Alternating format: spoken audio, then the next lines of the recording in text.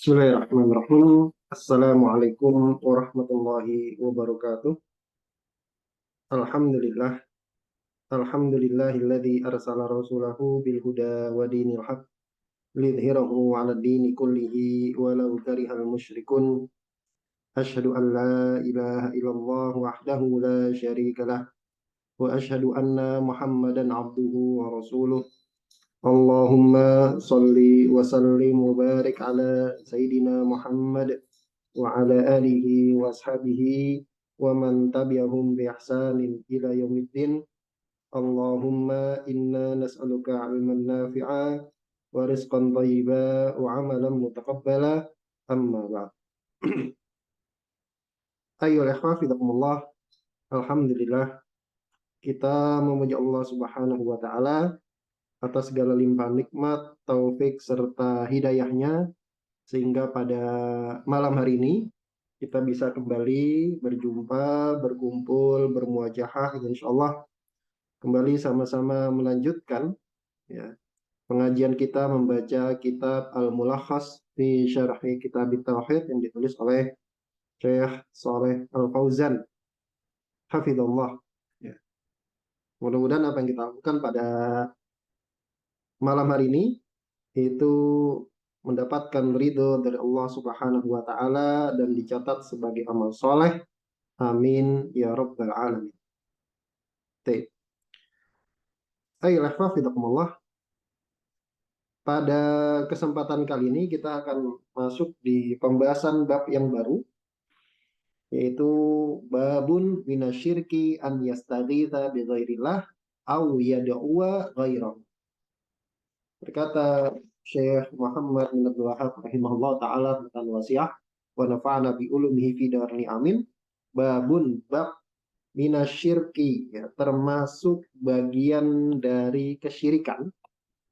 Termasuk bagian dari kesyirikan. Apa yang termasuk bagian dari kesyirikan? An yastaghitha, seseorang itu istighosah. An yastaghitha, istighosah. Apa itu istighosah? Al istighosah itu tolabul ghaus. Makna dari istighosah adalah meminta ghaus, minta pertolongan. Wa huwa izalatus syiddati, yaitu minta dihilangkan kesulitan. Itu namanya istighosah.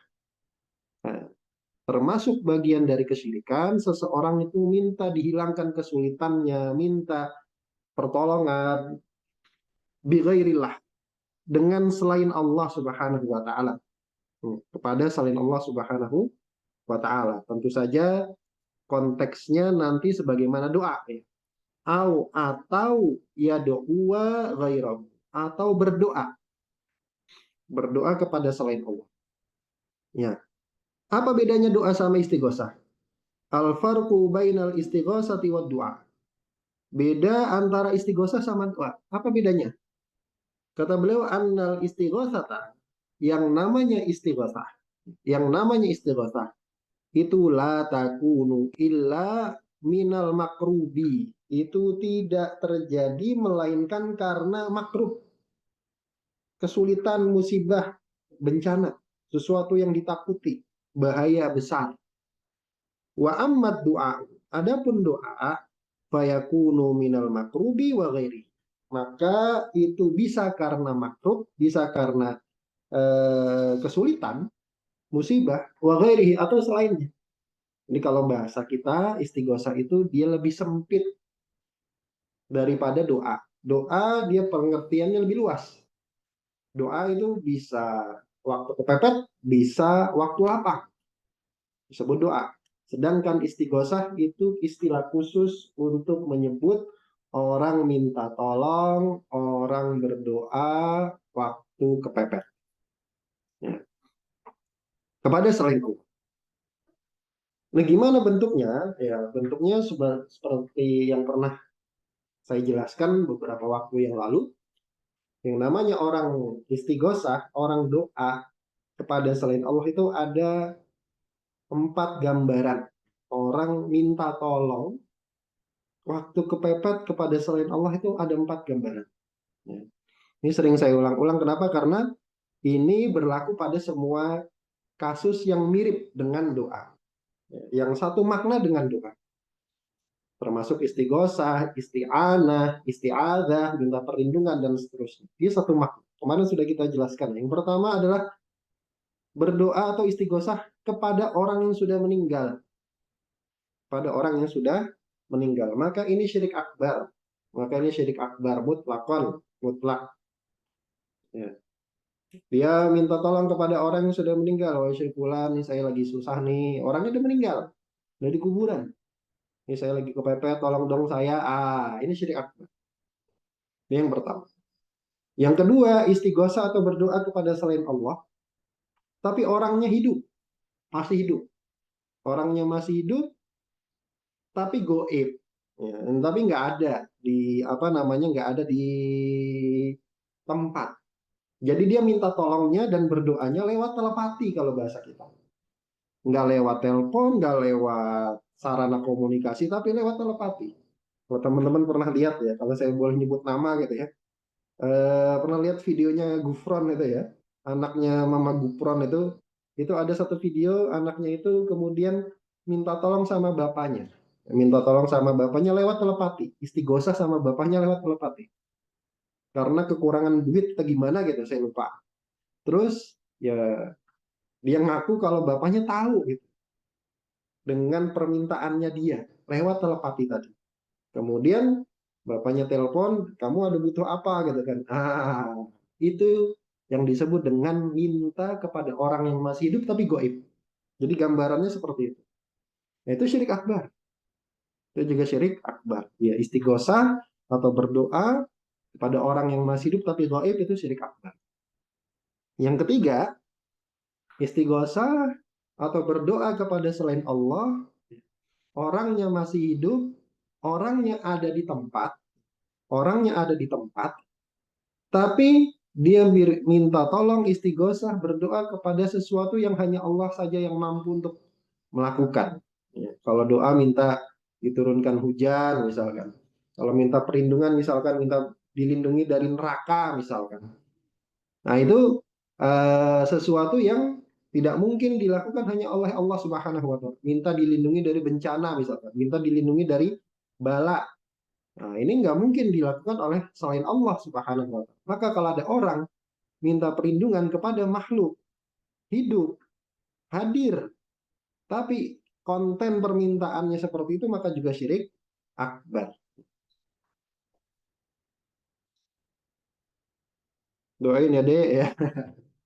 Itu ya masuk syirik nggak? Ya, wallahu alam ya, saya belum tahu itu masuk syirik atau enggak. Tapi kalau kalau bisa ya jangan dilakukan gitu ya. Jangan dilakukan. Tapi masuk syirik atau enggak? Wallahu alam, saya enggak. Gitu.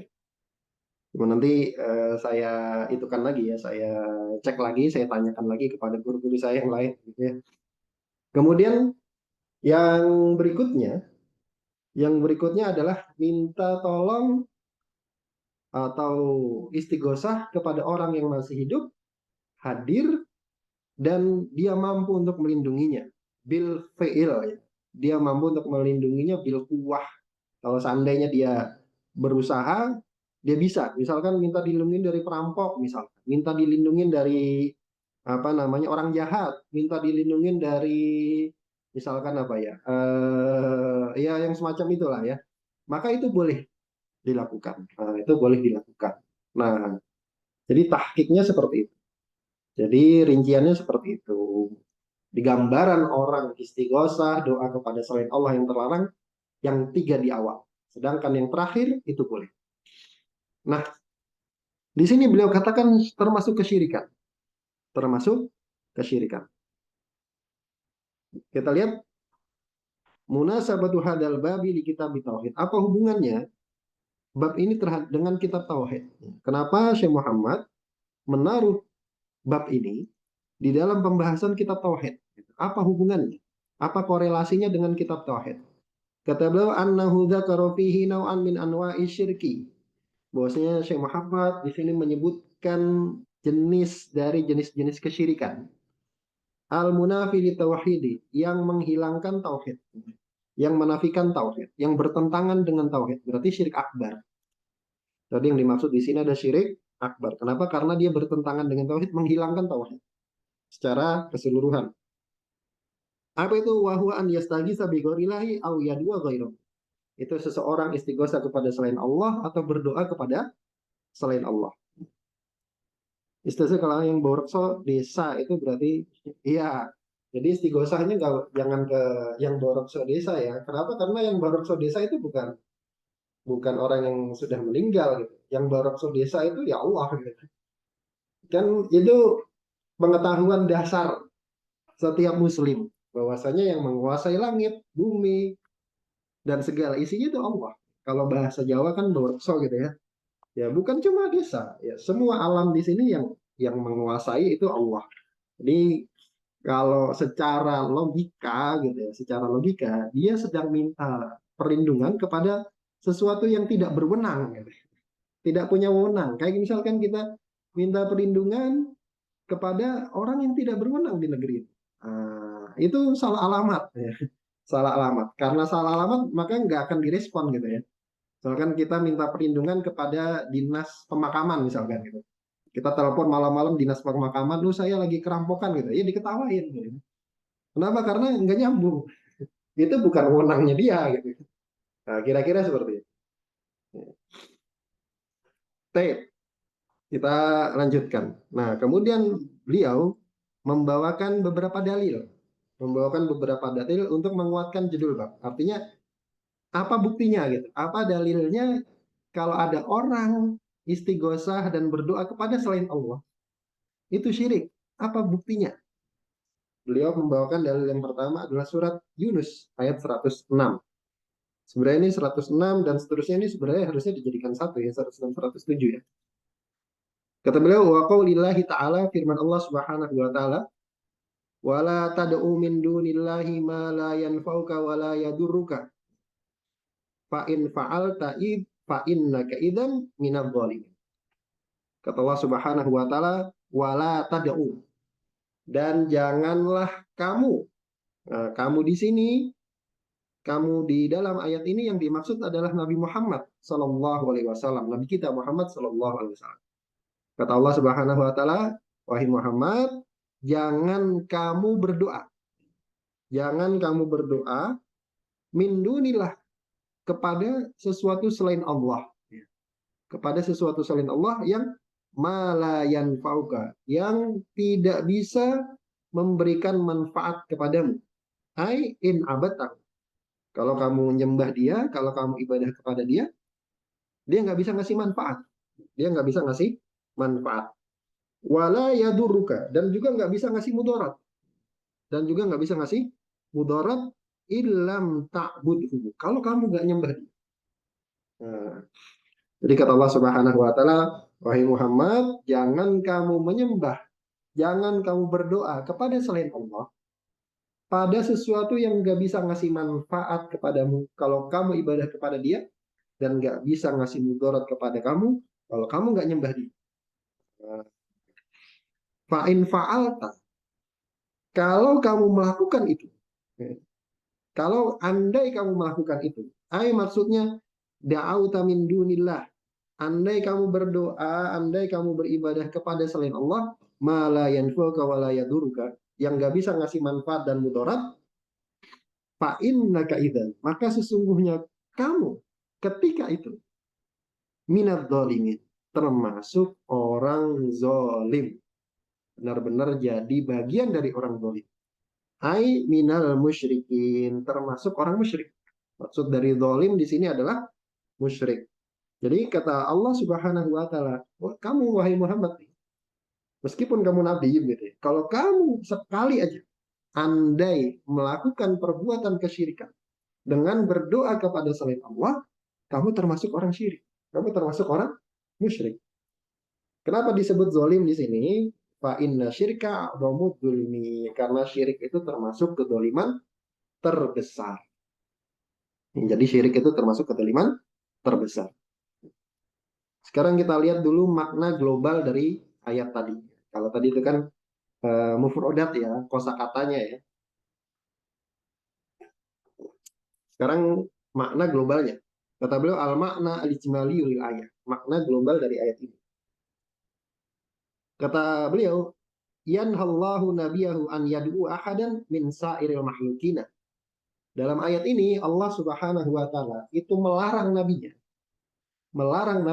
eh, untuk berdoa kepada siapapun, ahadan, siapapun, umum, mau dia makhluk, mau dia orang soleh, mau dia orang yang apa namanya maksiat, mau dia jin, mau dia arwah gentayangan, genderuwo gitu kan, pocong dan sebagainya. Siapa aja, ahadan, lafal umum yang mencakup semuanya. Allah Subhanahu wa taala melarang nabinya untuk berdoa kepada siapapun. Min sairil makhlukin, dari seluruh makhluk. Berarti selain Allah kan semuanya makhluk. Al-ajizina, yang lemah status. Namanya makhluk lemah, ciptaan, butuh kepada Allah Subhanahu wa taala. Minta kepada sesuatu yang sama-sama butuh. Nggak bisa. An isolin naf'i wajah idurri, untuk memberikan manfaat dan menolak mudarat. Allah larang nabinya. Tsumma yubayyinu lahu hukmahu. Kemudian Allah Subhanahu wa taala menjelaskan kepada Nabi Muhammad hukmah, hukum pelakunya, hukum pelakunya. Lau furido, andai di apa namanya, diandaikan begitu ya, di seandainya anda ghairallahi, seandainya nabi itu berdoa kepada selain Allah, bi annahu yakunu hina idin minal musyrikin, maka ketika itu nabi termasuk orang musyrik. Andai nabi berlaku seperti itu, ini kan cuma pengandaian, memang ayatnya ngomongnya begitu gitu kan, meskipun tidak mungkin terjadi gitu, ini sesuatu yang tidak mungkin terjadi, tapi seandainya sekelas nabi gitu ya itu berbuat seperti itu, beliau termasuk musyrik nanti. Meskipun tidak mungkin, meskipun ini pengandaian yang tidak mungkin. Ini supaya kebayang di benak kita, supaya kebayang di benak umatnya. Nabi aja kalau melakukan itu maka dia termasuk orang musyrik. Wah dan nahyu amun di jami umat. Dan larangan ini meskipun konteks kalimat ayatnya itu ngelarangnya ke kamu Nabi Muhammad, berarti kan khusus ya. Lafal ayatnya khusus. Jangan kamu berdoa. Jangan kamu berdoa. Ayatnya nggak bicara seperti ayat puasa. Ya ayyuhalladzina amanu, wahai orang-orang yang beriman, diwajibkan atas kalian berpuasa. Itu umum. Ini ayatnya meskipun konteks kalimatnya itu khusus, tapi larangannya amun dijamin umat. Larangannya itu mencakup seluruh umat. Artinya kita juga kena larangan. Kita juga kena larangan ini. Nah, sekarang tadi kembali ke pertanyaan. Kembali ke pertanyaan. Babnya termasuk kesyirikan akbar itu orang istighosah dan berdoa kepada selain Allah. Dalilnya ayat ini. Hubungannya apa? Dalilnya ayat ini kenapa jadi dalil untuk menjelaskan bahwasanya orang yang istighosah kepada selain Allah itu syirik. Itu mana mana sisi sisi apa namanya, sisi ke sesuaiannya mana? Kata beliau, munasabatul ayat ini. Hubungan antara ayat ini dengan bab anna fiha an-nahya an du'ai ghairillah. Di dalam ayat ini terdapat larangan. Jangan kamu berdoa. Ada larangannya ya. Ada larangannya ya. Nah, anna fiha an-nahya an du'ai ghairillah. Dalam ayat ini terdapat larangan untuk berdoa kepada selain Allah. Kalau dalam ilmu usul fikih gitu, cara kita mengambil hukum di dalam syariat, cara kita mengambil hukum, menyimpulkan hukum di dalam dari ayat. Salah satu kaedahnya, kalau ada lafal, kalau ada kalimat larangan di dalam Al-Quran dan di dalam hadis, kok ada kalimat larangan, maka hukum asalnya itu haram. Jangan kamu mendekati zina, gitu kan? Jangan kamu mendekati zina. Wala taqrabu zina. Mendekati zina itu berarti hukumnya apa? Haram. Kenapa? Karena dilarang. Ada kata jangan di situ. Ada kata jangan di situ. Ya. Mendekati zinanya aja haram, apalagi zinanya kan gitu kan. Mendekati zinanya aja haram, apalagi zinanya. Wala taqrabu zina. Jangan kamu deketin zina. Nah, jadi seperti itu. Nah, di dalam ayat ini juga ada Larangan yang sama. Wala tad'u. Jangan kamu beribadah kepada selain Allah. Berarti beribadah kepada selain Allah itu hukumnya apa? Haram. Hukumnya haram. Apa sebab keharamannya? Karena hukum pelakunya itu nanti jadi musyrik. Hukum pelakunya itu karena jadi musyrik. Berdasarkan ujung ayat yang tadi, fa innaka idzan minadh dhalimin. Kalau kamu wahai Muhammad melakukan itu, maka kamu termasuk orang musyrik. Berarti di dalam ayat ini dijelaskan dua hukum. Pertama, hukum perbuatan. Berdoa kepada selain Allah, istighosah kepada selain Allah. Dan dua, dijelaskan hukum pelakunya. Hukum pelakunya apa? Wa annahu syirkun yunafi at-tauhid. Bahwasanya perbuatan ini kesyirikan yang menghilangkan tauhid. Begitu. Jadi seperti itu. Sedih pahami ya? Ini ada. Kalau bayang tiba-tiba sakit terus katanya kena sawan. Jadi begini. Penyakit itu memang ada yang medis gitu ya, ada yang non medis. Itu memang kita akui. Kalau di dalam Islam itu ada yang namanya ain, ya, ada yang namanya ain. Nah, ain ini pembahasaannya macam-macam ya. Salah satu peradaban gitu ya. Peradaban kita, peradaban orang Jawa itu membahasakan ain itu dengan sawan. Membahasakan ain itu dengan sawan. Jadi itu sesuatu yang mirip-mirip atau bahkan sama antara ain dengan sawan. Nah, eh, gimana kalau bayi itu kena sawan? Ya memang bisa, memang bisa. Nah, cuman nanti cara pengobatannya aja yang harus diperhatikan, gitu ya, harus diperhatikan. Jadi jangan kemudian mengobati penyakit sawan atau ain gitu, kemudian dengan cara-cara yang tidak diajarkan, cara-cara yang kemudian tidak bisa dijadikan sandaran, gitu, tidak bisa dijadikan sandaran. Nah, gimana cara mengobati sawannya bayi? Ya, kalau tahu siapa yang mengaini, sumber airnya dari mana, begitu ya, sumber sawannya dari mana, maka bisa dengan dimandikan atau dibasuh dengan air bekas wudhu atau air bekas mandi yang mengaini. Paham nggak? Misalkan ada, kita tahu nih, oh airnya dari si fulan, kita tahu dengan jelas, kita tahu dengan jelas yang mengainin anak saya ini si fulan. Ya udah, dia suruh mandi, kemudian bekas air mandinya itu ditampung, kemudian dimandikan ke anak kita. Yang kena sawan tadi. Kalau tahu, kalau enggak dengan diruqyah. Kalau enggak dengan diruqyah. Begitu. Pakai gelang bagaimana? Nggak bisa. Ya, itu tidak terbukti. Ya, tidak ada hubungannya. Baik secara medis, secara apa namanya kasat mata, dan secara syariat.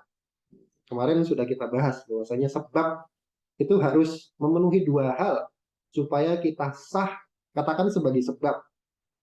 Kita kan boleh ya menempuh sebab, misalkan sakit boleh nggak minum obat, boleh, nggak ada masalah. Kenapa? Karena menempuh sebab itu boleh, dia tidak bertentangan dengan tauhid. Tapi kita tetap ini, misal setiap hari kita baca doa penangkal ain tapi kita tetap memposting, yaitu makanya jangan kemudian sering-sering memposting keseharian kita gitu ya, karena itu nanti bisa menimbulkan hasad dari orang lain dan kita nggak ngerti bagaimana gitu. Bagaimana orang lain memandang kita kan kita nggak ngerti ya, makanya jangan banyak-banyak posting keseharian. Cukup kita aja yang tahu gitu. Gitu.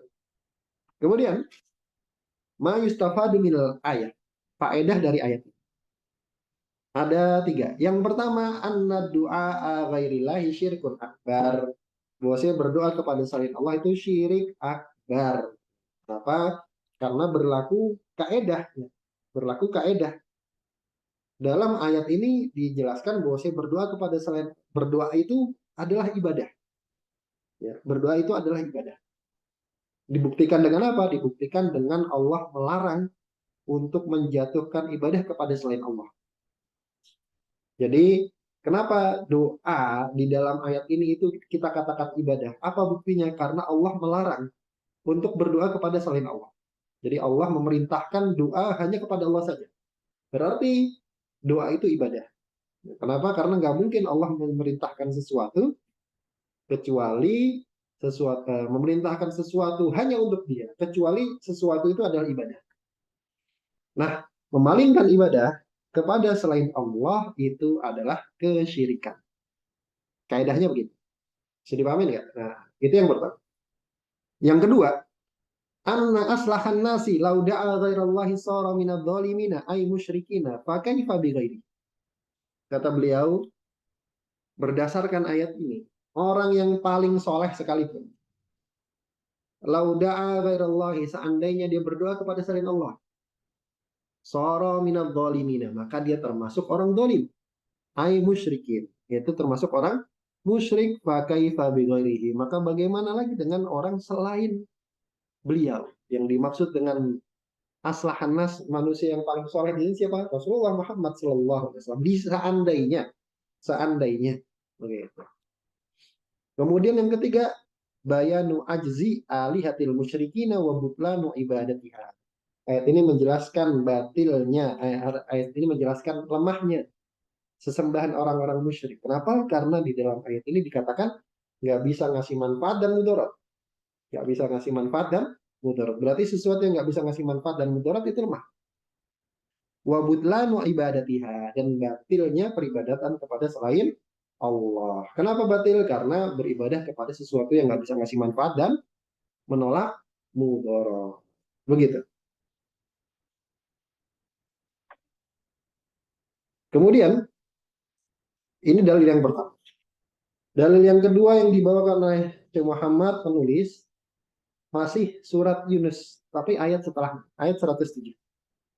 Kata Allah Subhanahu wa taala, wa iyyamsaskallahu bidurrin fala kashifalahu illa wa iyyamsaskallahu bidurrin, dan seandainya yamsaskallah ai in yusibkallah, seandainya Allah menimpakan kepadamu wahai Muhammad, masih pakai anta, masih pakai k, masih pakai domir kamu, masih konteks kalimatnya ngajak bicara Nabi Muhammad Shallallahu Alaihi Wasallam. Kata Allah Subhanahu Wa Taala, wa in yamsaskallahu bidurrin, seandainya Allah timpakan kepadamu wahai Muhammad bidurrin, suatu mudarat, maksudnya apa? Bifakrin, kefakiran, au marodin, atau marot, sakit, au gharidalik, atau yang lainnya, min anwa'idur, dari jenis-jenis keburukan yang lain.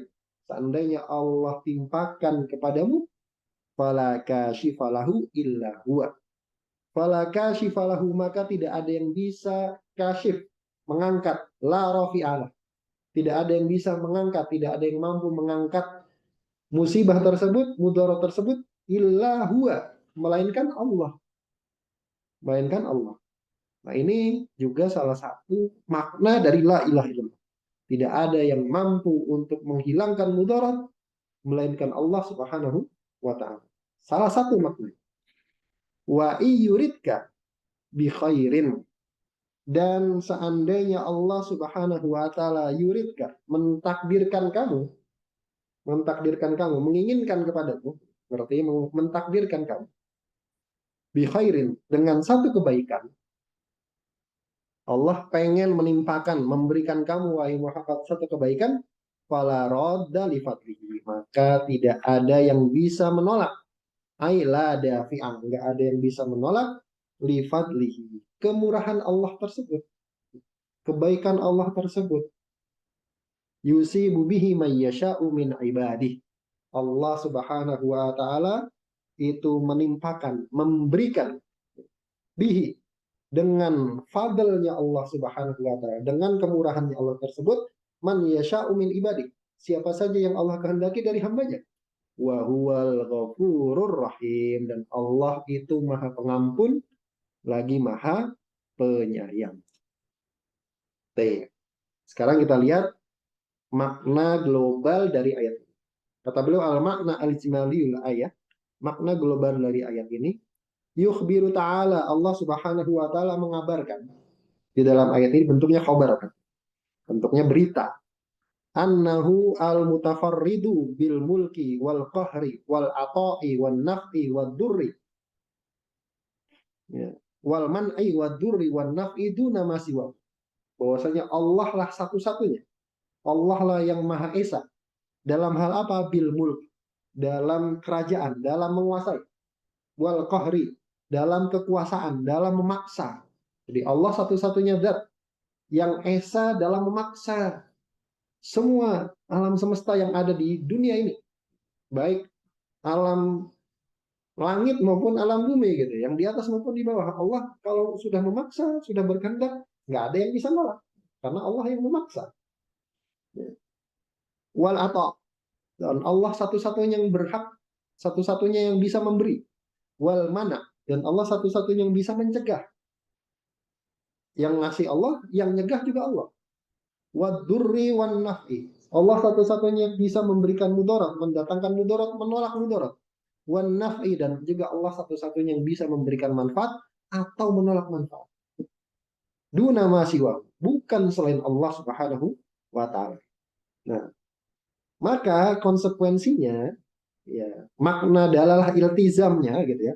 Dalalah iltizam dari ayat ini artinya konsekuensi logisnya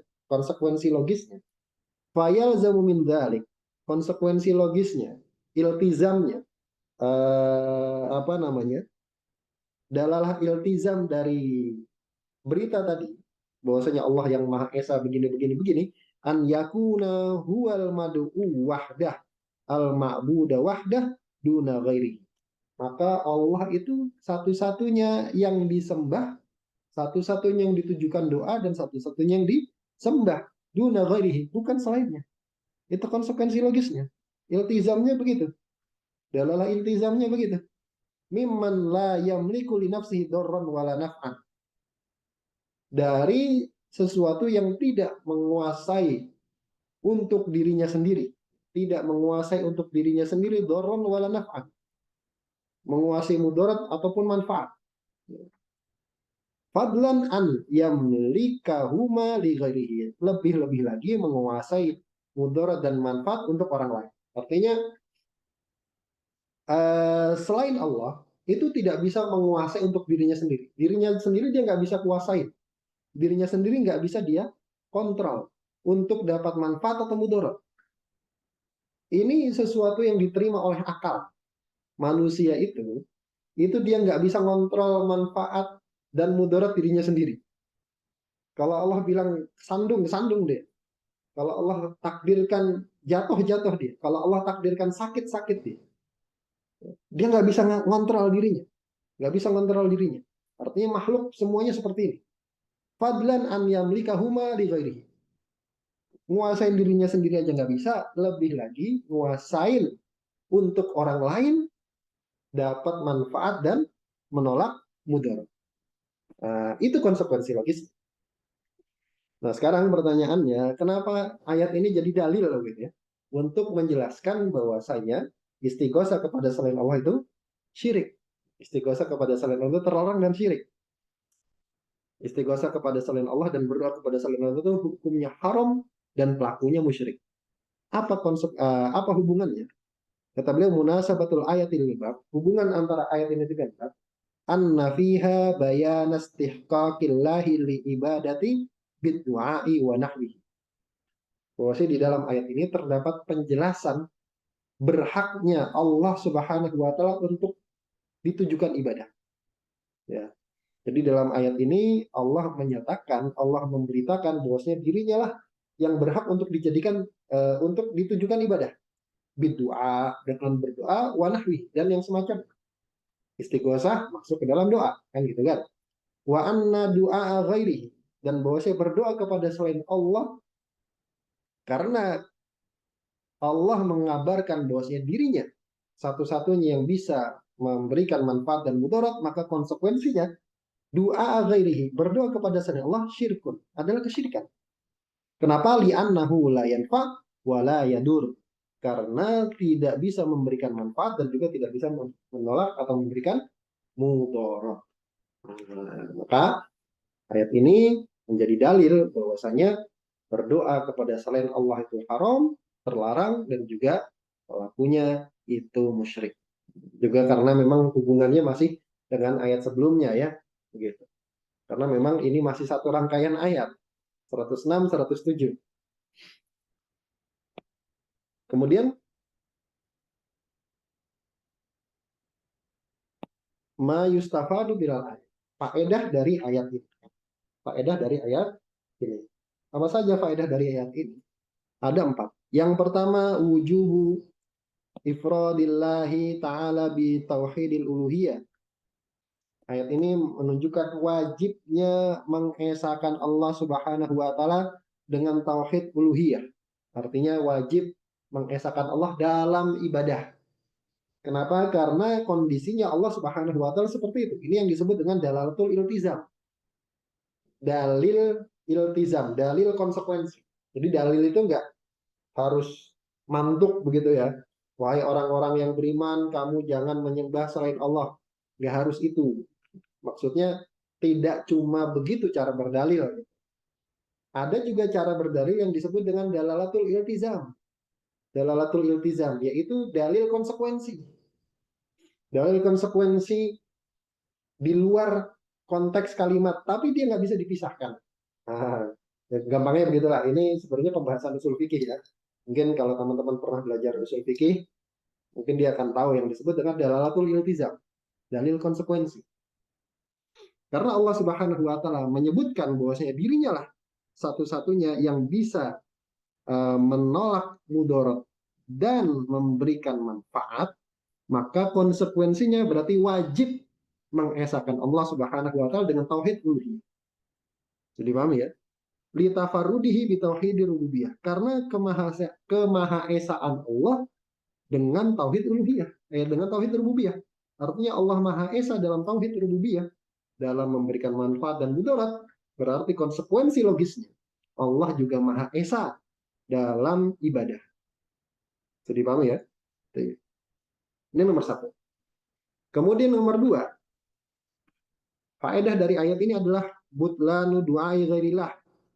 Batilnya berdoa kepada selain Allah, beribadah kepada selain Allah. Kenapa? Li ajzihi. Karena selain Allah itu lemah. Selain Allah itu lemah. Lemah dari apa? An-naf'i man da'ahu. Lemah gak mampu dari memberikan manfaat kepada orang yang berdoa kepada dia. Jadi selain Allah itu nggak bisa ngasih manfaat.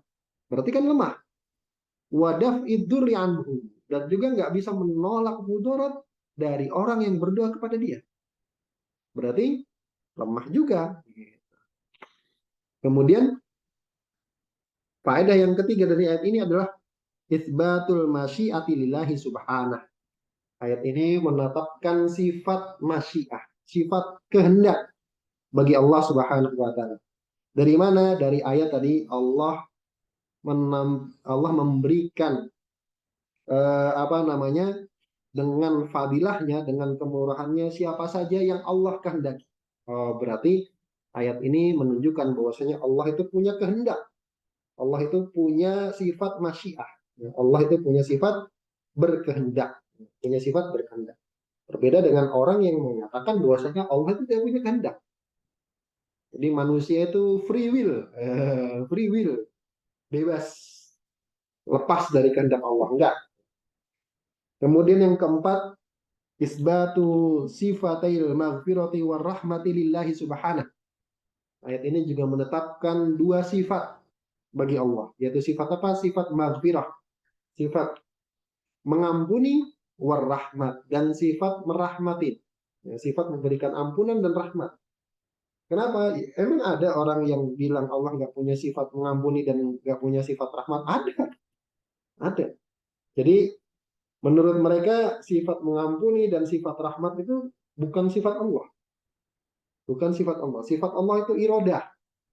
Kembali ke sifat 20. Allah wujud, idam, baqa, mukhalafatul lil hawadis, yamuhu binafsihi, wahdaniyah, kudrah, irodah, ilmu, hayat, sama, basar, kalam, qadiran, muridan, aliman, hayyan, samian, basyaran, mutakaliman.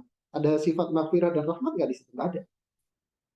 Berarti kalau ada kata maghfirah, Allah mengampuni dan Allah merahmati, berarti sifatnya itu harus dikembalikan ke sifat yang 20 tadi. Nah, jadi Allah tidak memiliki sifat mengampuni. Loh, dia punya Tuhan yang tidak memiliki sifat mengampuni. Berarti bagaimana? Dia tafsirkan dengan irodah. Dia tafsirkan dengan irodah. Allah itu berkehendak untuk memberikan kebaikan. Muter jadinya kan. Atau rahmat juga sama. Dia tafsirkan dengan iradatul in'am. Iradatul in'am. Berkehendak untuk memberikan nikmat. Berkehendak untuk memberikan kebaikan. Iradatul khair. Berkehendak untuk memberikan kebaikan kepada hambanya. Allah tidak punya sifat rahmat. Karena merahmati itu, menurut mereka itu menunjukkan uh, kelemahan gitu kan. Kita kalau belas kasih rahmat itu kan seolah-olah menunjukkan kelemahan gitu. Terus dia nafikan, nggak ada sifat rahmat itu, nggak ada, adanya irodah. Itu salahnya, keliru.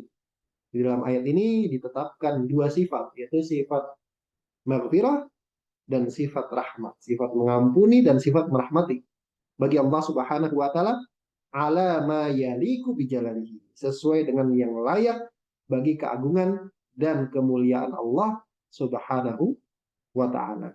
Jadi Allah mengampuni nggak mengampuni, sesuai dengan kehendak, sesuai dengan yang layak bagi Allah Subhanahu wa taala. Baik, begitu. Kita cukupkan sampai di sini. Insya Allah kita lanjutkan lagi di pertemuan yang akan datang. Beliau masih membawakan beberapa dalil ya. 1, 2, 3, 4 ya. Masih ada 4 dalil yang beliau bawakan untuk menguatkan judul bab. Judul babnya itu apa? Termasuk kesyirikan orang istighosah kepada selain Allah. Apa dalilnya? Ya, masih ada 4 dalil lagi yang akan dibawakan oleh penulis. Insya Allah akan kita bahas di pertemuan berikutnya. Kita cukupkan sampai di sini. Mudah-mudahan yang sedikit ini ada manfaatnya. Yang benar tanya dari Allah Subhanahu wa taala dan Rasulnya, dan yang salah dari saya pribadi dan dari syaitan dan saya mohon atasnya.